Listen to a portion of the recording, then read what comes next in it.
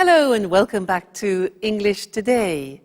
This is DVD 13 and the first DVD of your upper intermediate level. And in this DVD, we'll begin with another 3 episodes of our story, That's Life, followed by our special TV programs, which include Everything But the Kitchen Sink, featuring our culinary experts. And then there will be a discussion about India and China. Do they represent a threat or an opportunity? Then, in the grammar section, we'll be studying more about the present perfect and the present perfect continuous tenses. And then we'll learn about the gerund and the infinitive. And we'll also study the first conditional. All right? So, I hope you enjoy yourselves.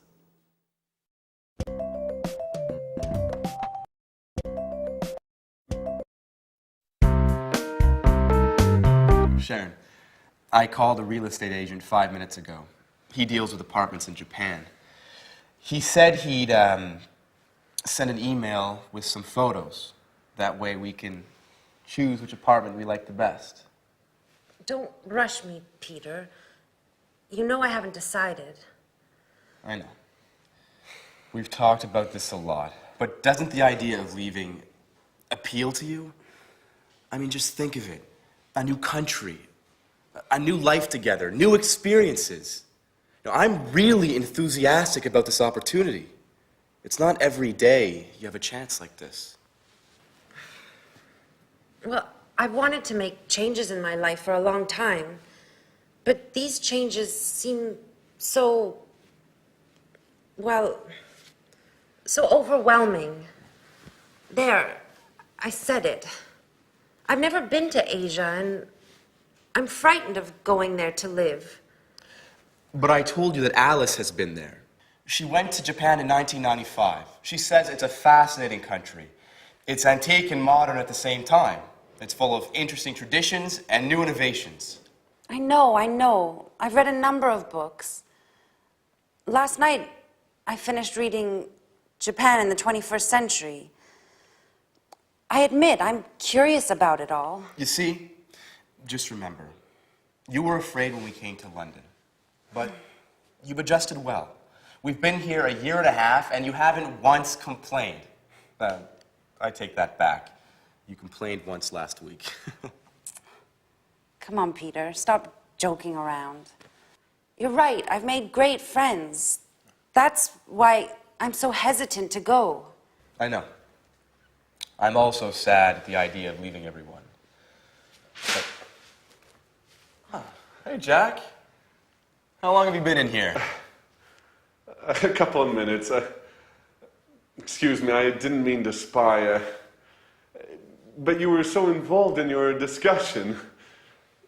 So you've heard that she still hasn't decided, even if she's going to decide soon. In fact, we're just talking about which apartment to choose. Well, don't rush it, Peter. Decisions about major changes take time. So whose side are you on? I need to get going.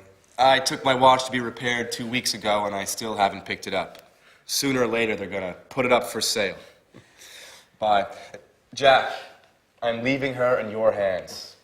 Please try and convince her.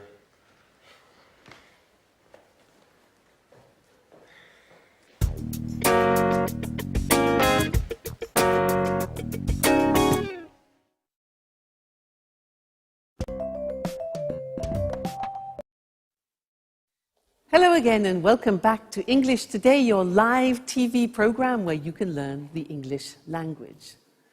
That last episode, I'm sure Jack can manage to convince Sharon to go to Japan. What do you think? We will see how that evolves. Now let's go back to the present perfect. Remember that we have learned so far that we use the present perfect with genie, just, ever, already, never, and yet. Well, I want to give you 2 more acronyms to help you understand when you use the present perfect. And the first one is this: flot. Now, you see at the top we have for. For is a time word. And we use for a length of time. What's length? Length means a duration of time. So if you want to say 10 years, for example, you would say, I have lived in France for 10 years. For 10 years, a duration of time. Or, for example, 5 minutes. I have worked here for 5 minutes. Okay, so for we use for a length or a duration of time. That's flot, F-L-O-T, flot. Now, let's look at the second one, spot. Now, spot starts with the word since. Since is a word that we use when we're talking about an exact point of time. So, let me give you an example. If I say 5 o'clock, that is an exact point of time. So, you could say, I have been here since 5 o'clock. Or for a year, you can say 1973, since 1973. So these two words are very important, for and since. Flot, spot. For a length of time, and since for a point of time. Now let's do a little exercise to help you with that.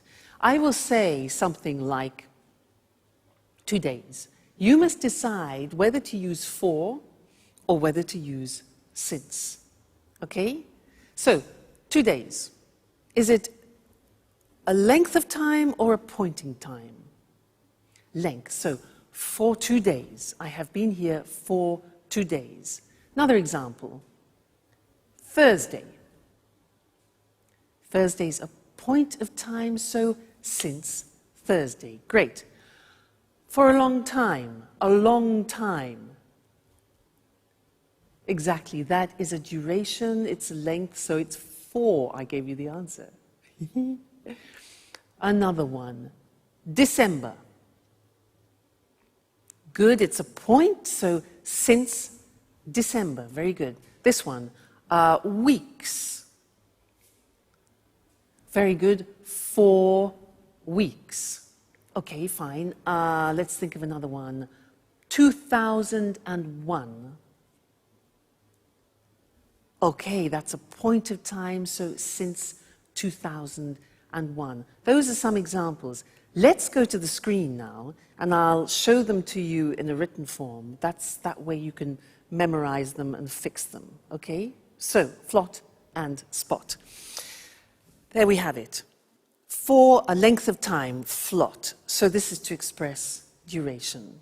The examples, I've lived here for 10 years. Then, he's known her for ages. Now, for ages means for a long time, okay? Then we had spot, which is since, and we use it for a point of time. The examples, she's worked there since the 7th of June. Point of time, that's a date. And they've been here since 1978, a year. Okay, so flot and spot. Now, the interesting thing is that when we ask questions about that, we use the word how long. For example, how long have you been here? And we use the present perfect. Look at the screen. We say, how long have you lived in Cambridge? And the answer would be, I've lived in Cambridge for 10 years or since 2001. You see? Now, remember that how long is different to how many times. How many times is 1, 2, 3, 4, 5. How long is a period of time? Okay? Another example. How long has he worked there? Answers. He's worked there for 10 years, or he's worked there since 1973. All right? Now, just look at the examples we practiced. We have for 2 days, for ages, 4 weeks, for a long time, duration, then since Friday, since 5 o'clock, since 2001, since I was young, and since December. Great. Okay, so there we have it. We have genie, just, ever, already, never, yet. We have flot and spot, which is for and since. This is when we use the present perfect. Great. Now, let's go back and see if Jack has managed to convince Sharon to go to Japan. Okay? Bye.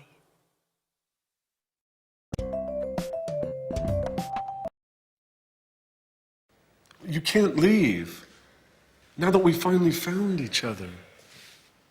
Stop it, Jack. I'm so confused. Don't you start. I was thinking, you'll be all alone in a foreign country. You won't know anyone. Peter will be at rehearsals all day. At least here you have us. I will always be here for you. Yes, I know that. Oh, and did you know that women can't go out alone in Japan? Jack, that only happens in the Middle East. Stop it now. The truth is, I love new experiences. Remember when I moved to London 2 years ago? I've loved every minute of it. But that's not what you told Peter. I said it on purpose. You know I want him to slow down. I heard what you said 5 minutes ago. You were sincere. You weren't joking. You misunderstood, Jack. I'm not afraid of leaving. I've lived in a lot of different places in my life. I've done a lot of things. I've worked as a babysitter, as a tour guide, as a waitress. I'm sure I'll find something in Japan. I know you all too well, Sharon. You haven't ever really enjoyed any of those jobs. You still haven't found what you want to do in life. Stop it, Jack. I'm glad you promised Peter to convince me to go. I didn't promise him anything. So, what have you decided? Are you going to move? I don't know. I think I will. Yes. I'm going to move. If you've already decided, why did you have a job interview yesterday afternoon? Who told you that? Anne? No. I haven't spoken to her for days. So how did you find out? It doesn't matter. So, you still haven't answered my question. I don't have to answer to you, Jack. Okay. I see you're angry. It just proves that I'm right. Jack, sometimes you are so impossible. Have you ever considered that maybe it's the best thing for me?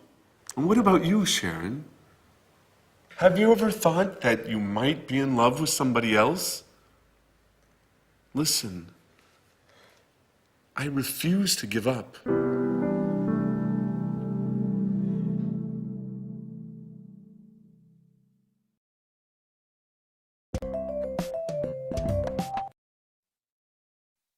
Love is difficult, isn't it? I know something about that. But so is the simple past and the present perfect. And in fact, this is an important lesson because one of the most difficult things in the English language is to decide when to use the simple past and when to use the present perfect. I hear a lot of people making mistakes about this. When do we say I went and when do we say I have gone? Well, remember, up until now, I've tried to help you with these acronyms, you remember? Oilway and Genie. And I really do think they'll help you. Now, do you remember, Oilway was for the simple past. We use the simple past with on, in, last, when, ago, and yesterday. Okay? And we use the present perfect with just, ever, already, never, and yet. Be careful, there are two A's. This is already, this is ago. Okay, so be careful there. So, when you are speaking English, you have to make these choices. What do I use? Simple past or present perfect? And it depends on what time reference or time word you are using in the sentence. That is the most important thing, okay? Which one of these acronyms? Let me give you an example. We'll take a simple verb like I go. Now, if you want to use already in the sentence, what do we use? Do we use present perfect or simple past? Already is part of genie, just, ever, already, never, yet. So you need the present perfect. And you say, I have already gone. Now, if you want to use last week, where is it? L, last, simple past. So you say, I went last week. Now, you try. I want to use just. Which one? Genie, just. So we say, I have just gone. Present perfect. Okay, next one. I want to use yet. Now be careful, there are two Y's. This one is yet, this one is yesterday. Be careful. So, yet is negative, do you remember? It's present perfect, and the yet is at the end of the sentence. So, I haven't gone yet. All right? That's more difficult. Yet, so that's an exception. Next one. When? When? Okay, simple past. For a question, very often, when did you go? Next one. Never. Right? I have never gone. Present perfect. Fabulous. 2 days ago. Now this is already, and that is ago. So, I went 2 days ago. Great, you're getting the hang of it. On. Yes, so I went on Friday, for example. Yesterday. I went yesterday. And the last one, in. Yeah, good. I went in June or in September. Fantastic. So that's it. Okay? When you are deciding whether to use the simple past or present perfect, think of the time words. And let's look at that on the screen just to remind you once more, because this is difficult. So oil way is for specified time. On, in, last, when, ago, yesterday. I saw him on Friday. We went there in 1988. She came last week. When did you visit them? Question form. I visited them 2 weeks ago. I saw him yesterday. On, in, last, when, ago, yesterday. Then genie for unspecified time, indefinite time, just, ever, already, never, yet. Examples, I have just seen him. Have you ever been to America? They've already eaten. He's never learnt. And have you met them yet? Okay, yet at the end. So please try and memorize these. Oil way, genie, and think about it when you have to decide between simple past and present perfect. All right? Good luck, and I'll see you again soon. Bye.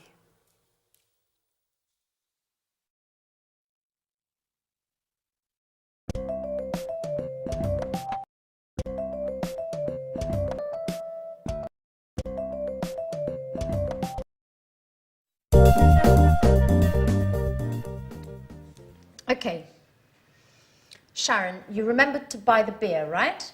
Of course I did. And you managed to bake the cake, right? Not yet. I'm going to bake it this afternoon. I still need to get some chocolate. Actually, Jack offered to get some for me. He promised to bring some before lunch. Sorry, but I can't help you with the cake. I have to take some tours to visit the Tate Gallery. Oh, don't worry about it. I'll have Jack to help me. He decided to stay home today to give me a hand. Just don't forget to tell Tom, David, Mary, and all the others. Don't worry, Peter said he'd take care of it. I'm sure he's already got in touch with everybody by phone. Great. Everything is going as planned. Oh, don't forget to buy the present. Don't worry. How about getting an astrology book? She'd love that. Absolutely. She loves reading those kinds of books.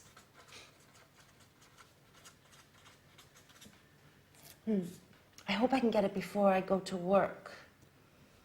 By the way, have you heard anything from Mr. Dubois? Well, he told me he expected to come, but couldn't confirm. Well, you know how it is being so busy and everything.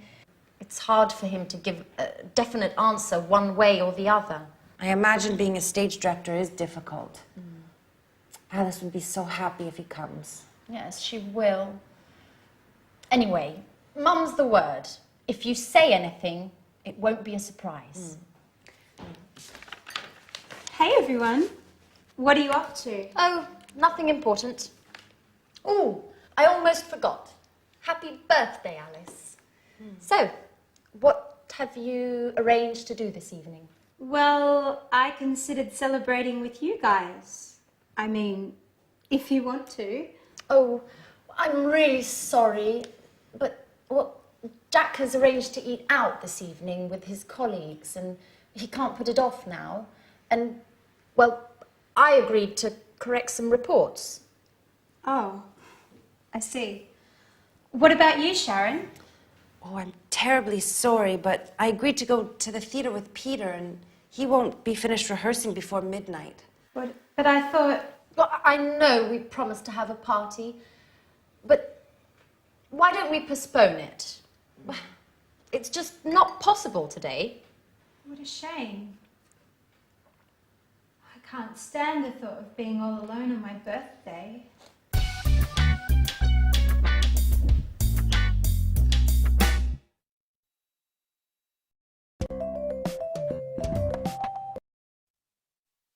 Hello again. She really believed them, didn't she? Great actors. Now, in this lesson, I want to do something new, and it's related to gerunds and infinitives. In that last episode, our friends used some quite complicated sentences, which I want to look at with you now. Anne said, Jack offered to get some cake. Do you notice that there are two verbs together there? Jack offered to get some cake. Now, offered here is followed by an infinitive. That's one example. The next example is, she said, he promised to bring some before lunchtime. He promised to bring some. Promised is followed by an infinitive, promised to bring. Then Anne says, she loves reading. Loves reading. Now, love is followed by a gerund. Then Sharon says, yes, I imagine being a stage director is difficult. I imagine being. Gerund. So here we have offer, which is followed by an infinitive, promise, followed by an infinitive, love, followed by a gerund, and imagine, followed by a gerund.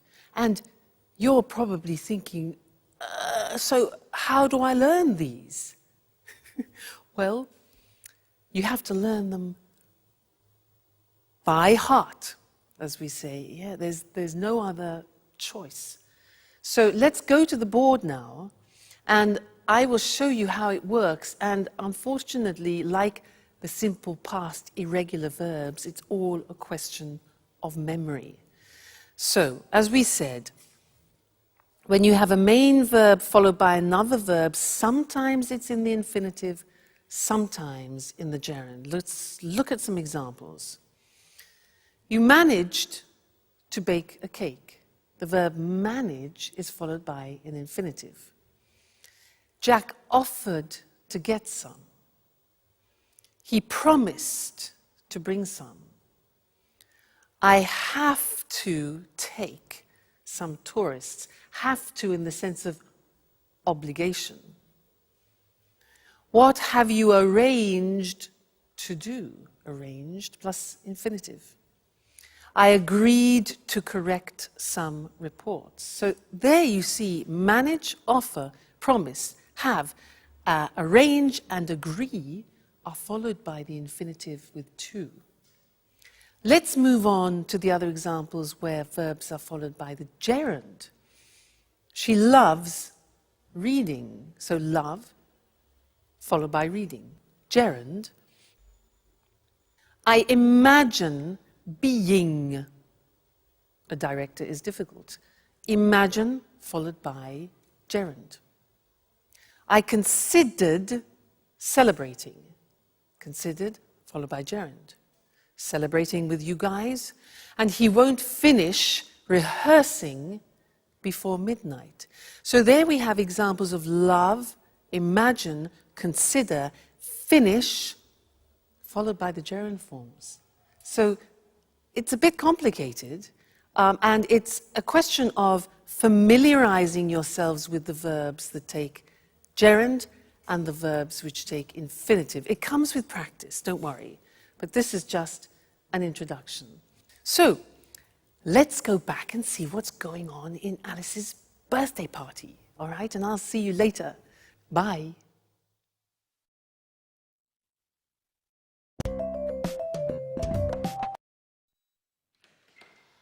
Hey, is anybody home? Oh. That's right, I forgot. Everyone's busy this evening. What a shame. I resent having to spend my birthday all alone. Hey, what's happening here? Surprise! Happy birthday to you. Happy birthday to you. Happy birthday, dear Alice. Happy birthday to you. Oh, I'm so happy. I didn't expect to find anybody here. I thought I had to spend my birthday all by myself. Oh, did you really think we would forget to celebrate your birthday? Well, yes. You played quite a trick on me. And you fell for it. Come on, everyone. A toast to Alice. Oh, wait. Before we make a toast, we have another surprise. Another surprise! Daddy!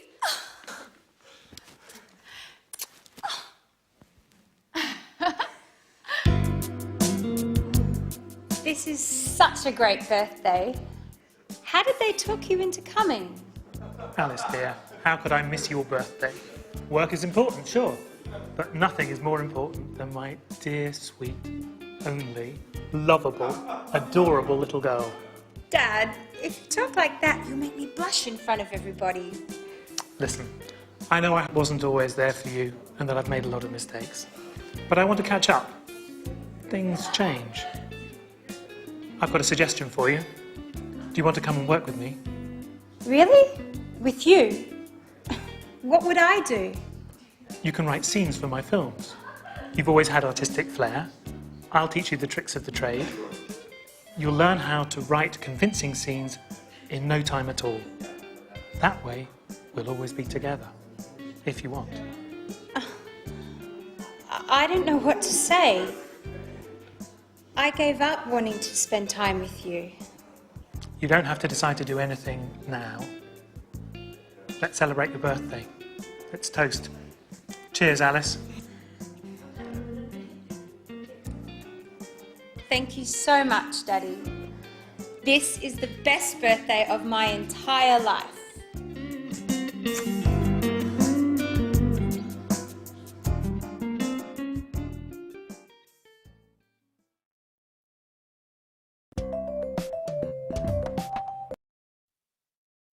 Happy birthday, Alice. Did you hear what her father said? He said, if you work with me, I'll teach you the tricks. Now that's an opportunity, not only for Alice, but also for us, because he used a grammatical form that I want to teach you now. If you work with me, I'll teach you the tricks. And that in English is a conditional form, the first conditional.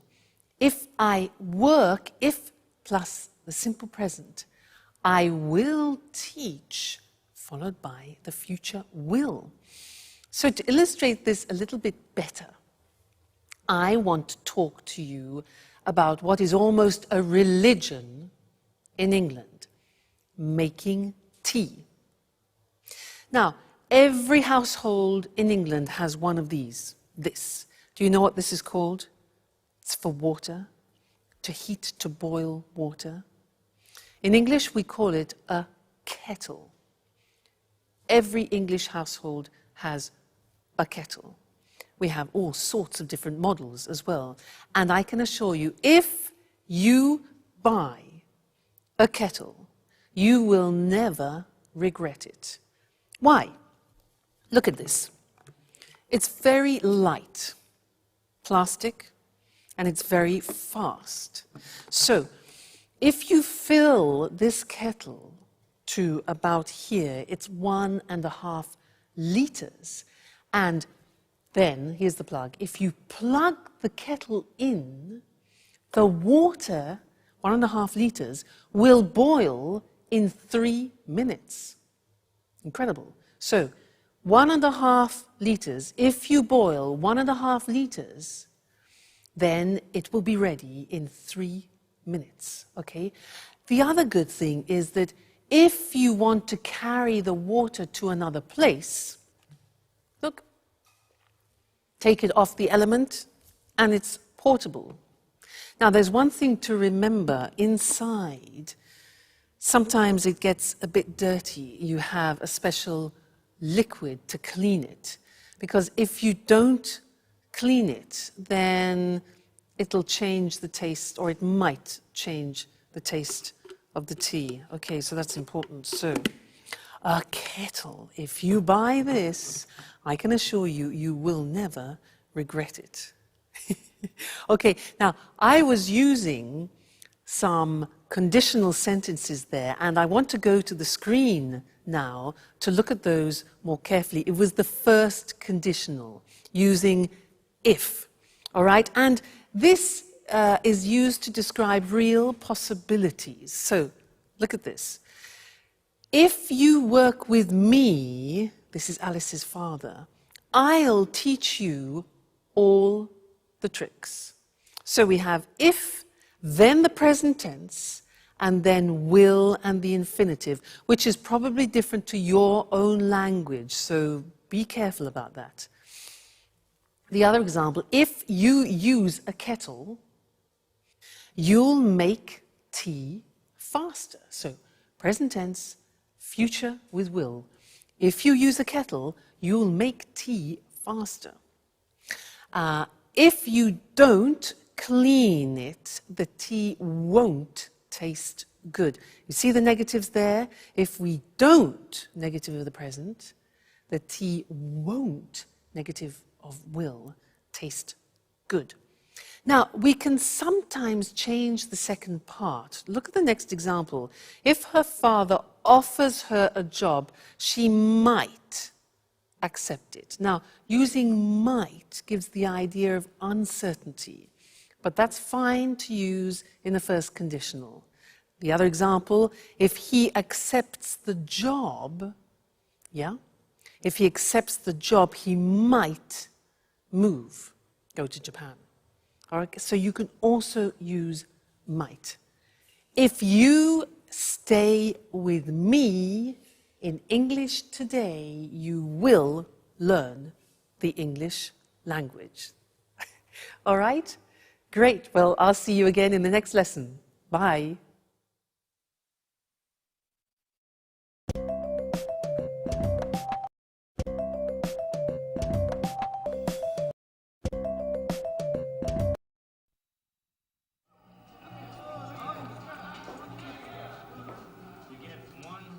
Hi, Jack.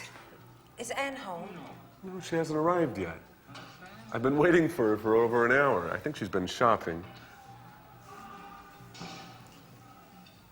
What's the matter? You don't look too well. Nothing, really. Don't lie to me. I've known you for 10 years. Listen, Jack, I really don't want to speak about it, okay? No, it's not okay. We have to speak about the situation and clear the air once and for all. I've been thinking about us a lot. I've been thinking about us so much, I haven't slept well in nights. What have you been thinking, Jack? About us. You're leaving for Japan.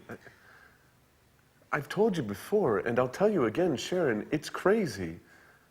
You can't leave now when we know how we feel. Jack, you're repeating yourself. That's right. And I'll continue repeating myself until you accept the truth. We're made for each other. Stop it. You're embarrassing me. Sharon, listen. I haven't stopped loving you. And I know you feel the same about me. That's it. I said stop it and I meant it. Look, you've made me cry. And anyhow, how do our feelings change anything? How do they change anything? They change everything. You must tell Peter immediately about everything. Tell him you won't go.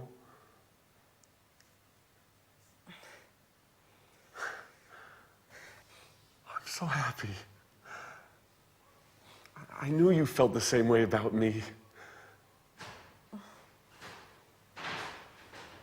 Hey, is anyone in there? Oh my God, it's Peter. He can't see me like this. Stay calm. Maybe it's time we tell him everything. Is anybody in there? Hello?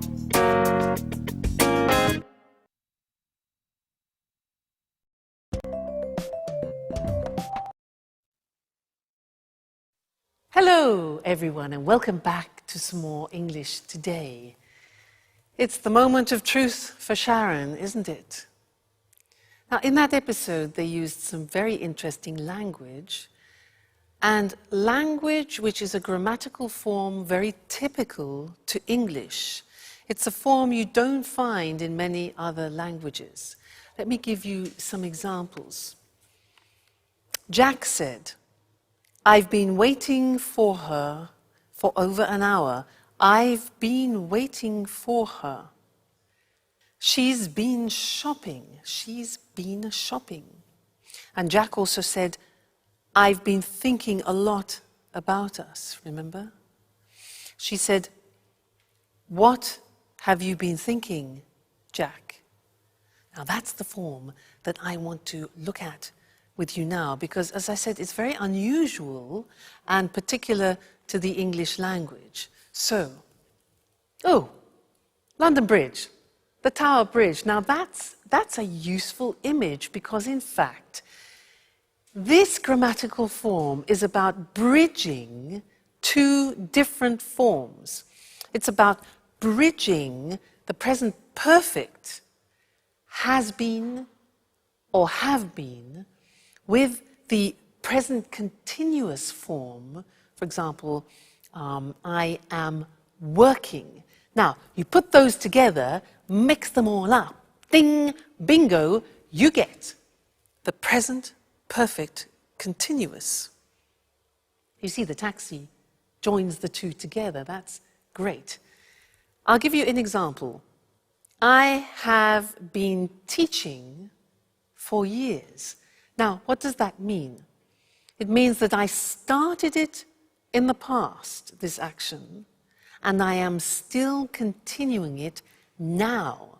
So I started in the past, have been, and I'm continuing now the continuous. I have been teaching English for years. Okay, let me give you another example. Yoga. I started yoga 5 years ago.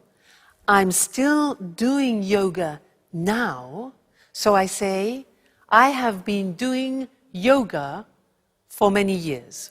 I have been doing yoga for many years. Okay, so that is this interesting mixture of present perfect and the present continuous. Okay?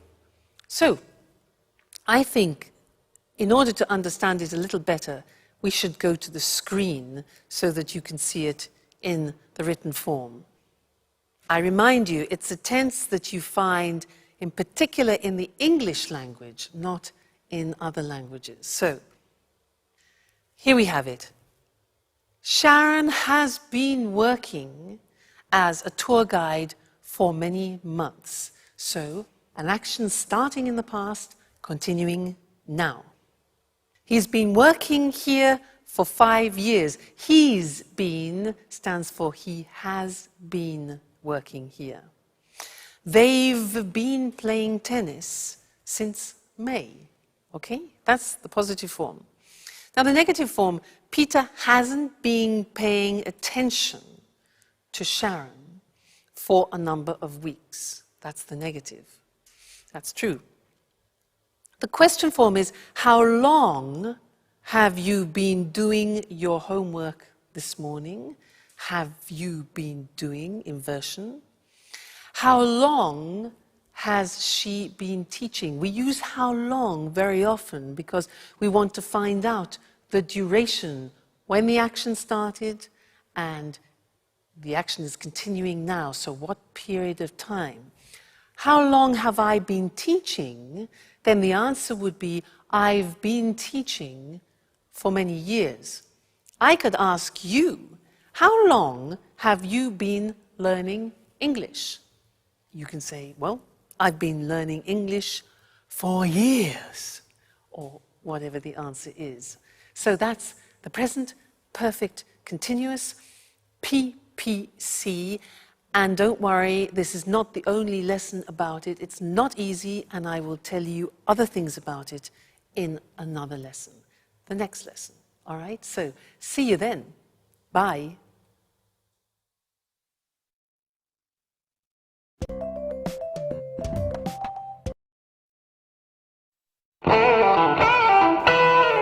Jack?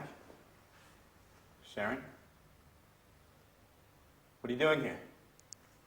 I've been looking for you for half an hour. Hey, what's the matter? You've been crying.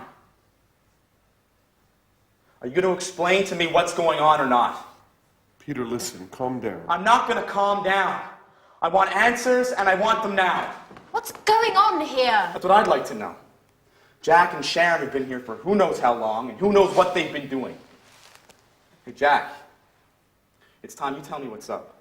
I'm going to get really mad if I don't get some answers. Okay, stop. Stop! You're acting like little children. Come on, Jack. Let's leave Peter and Sharon alone. They need to talk, and we need to go shopping.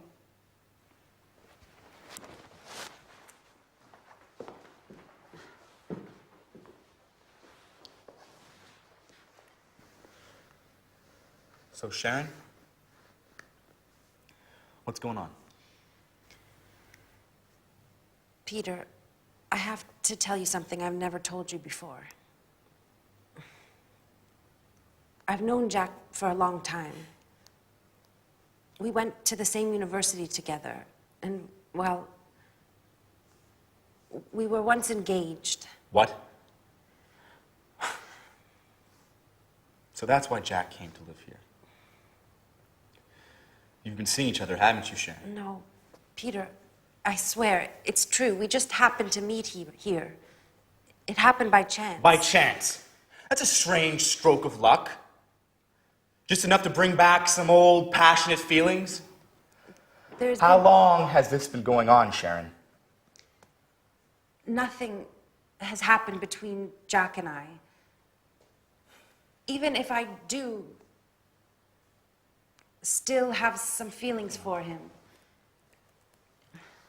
After all, Peter, you've been neglecting me for months. The only thing that's important to you is your work. You live, eat, and drink theater and nothing else. So you're saying this is my fault? No one is at fault. It's just that we want different things from life at the moment. I've had 2 interviews with the director of the Archaeology Museum. They want to open an art exhibition, and they've offered me a job. Do you understand, Peter? It means a job I would really love. What are you getting at, Sharon? Would you stay here and not go to Japan if I asked you? What kind of question is that? Answer me, Peter. It's important. I've accepted the job. Without asking me. How could you? Did you ask me about Japan? Did you, Peter, huh? Are you willing to stay here with me?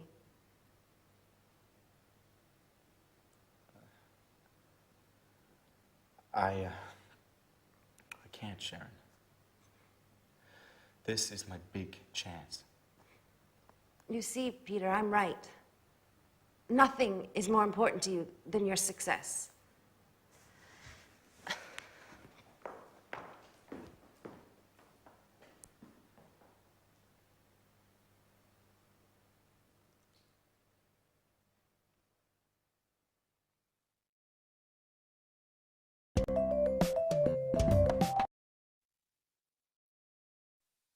So this is our moment of truth. The question is, when do we use the present perfect and when do we use the present perfect continuous? Many people ask me this. They say, Louise, but when do we use the present perfect? I have gone, I have seen, I have done. And when do we use the present perfect continuous? I have been working, I have been learning. Often people confuse the use. And you're right, it's not easy at all. So I'd like to try and help clarify that by these simple things, a revision of what we've already seen. Now, with the present perfect, we use genie. Remember? Just, ever, already, never, and yet. That's important to remember. With those words, we use the present perfect. But with the present perfect continuous, we're using for, since, and how long. Okay, now that is the difference. So if I take a phrase like, I do the exercise, and I want to use the time word already, then you need the present perfect. I have already done the exercise. But if you want to use the concept of since, you can't use the present perfect, you use the present perfect continuous. So I have been doing the exercise since Friday. Another example would be, for example, just. Just is a present perfect word. So we say, I have just done the exercise. If you want to use for, we're into the present perfect continuous, the PPC. So I have been learning English for many years. So do you see the mechanism? You have to think about what time words you want to use in the sentence. Then you choose the correct grammatical form. Genie for the present perfect. For, since, how long? How long have you been learning English for the present perfect continuous? That way you can distinguish between the two forms, all right? So try and memorize those time words, and I can assure you it will help you a lot when you're speaking. All right? Great. Well, see you again in the next lesson. Bye.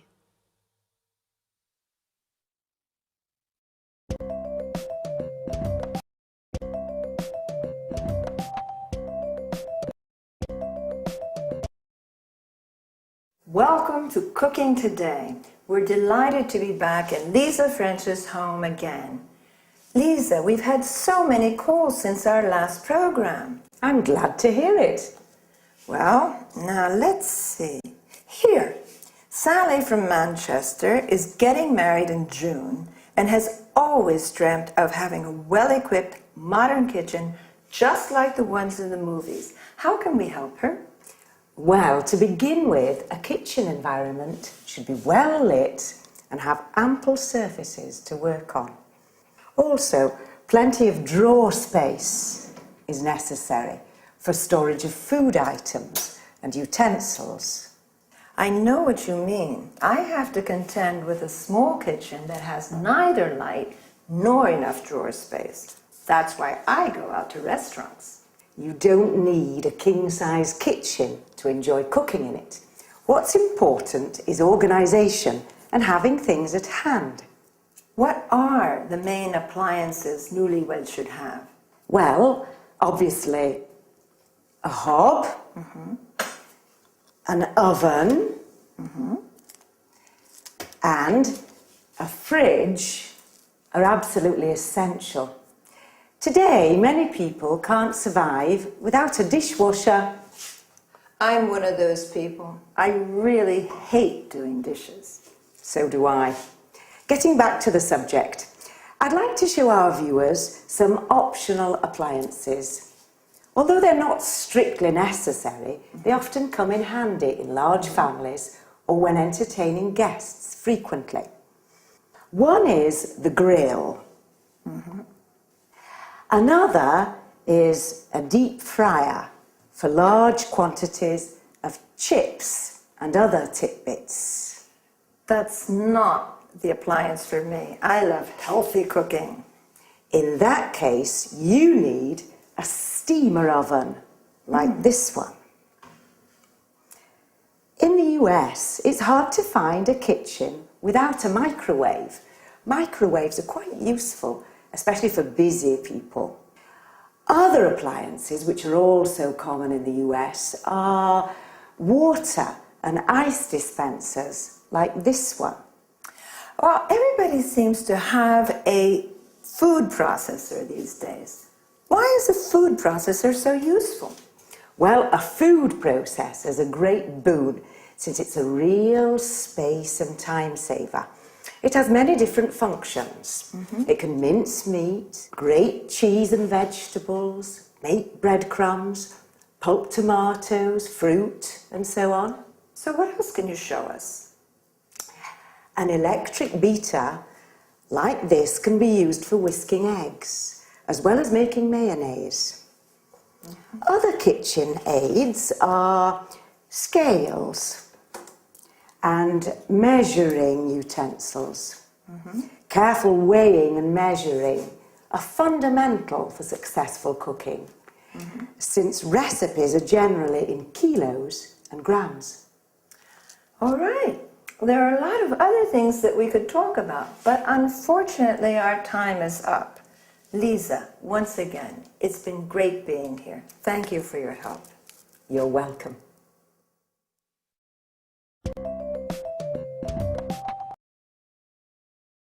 Well, let's analyze some of the vocabulary used by Lisa. Talking about the appliances for cooking, she spoke about a hob, or U.S. stove, where you cook food. an oven where you roast or bake food, a grill where food is cooked by strong direct heat.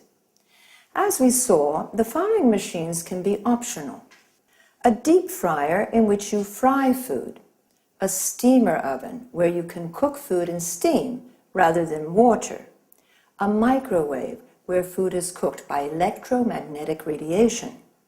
Then she referred to items where food can be stored, like a fridge, originally refrigerator. The section with frozen food is called a freezer. The section of the fridge which produces cold water and ice is called a water or ice dispenser. Lisa also said drawers are important. You need them to keep utensils, cutlery, and so on. A dishwasher is a machine for washing dishes, cutlery, glasses, and so on. Other small appliances are a food processor, a machine which can ground, mince, or chop food, an electric beater where you mix, whip, or whisk food, scales or measuring utensils used for measuring food, weight, or liquids. Then Lisa used some culinary terms, such as mince, that is chopping meat into very small pieces. Notice that mincemeat is a mixture of dried fruit. Cheese and carrots can be grated, that is, finely shredded. Or we can say pulp, which means crushing fruit into a soft paste. Pulp is also the soft inner part of fruit. Another useful verb is beat. That is mixing eggs, cream, butter, using a fork or a whisk. That's enough for today. See you again. Bye.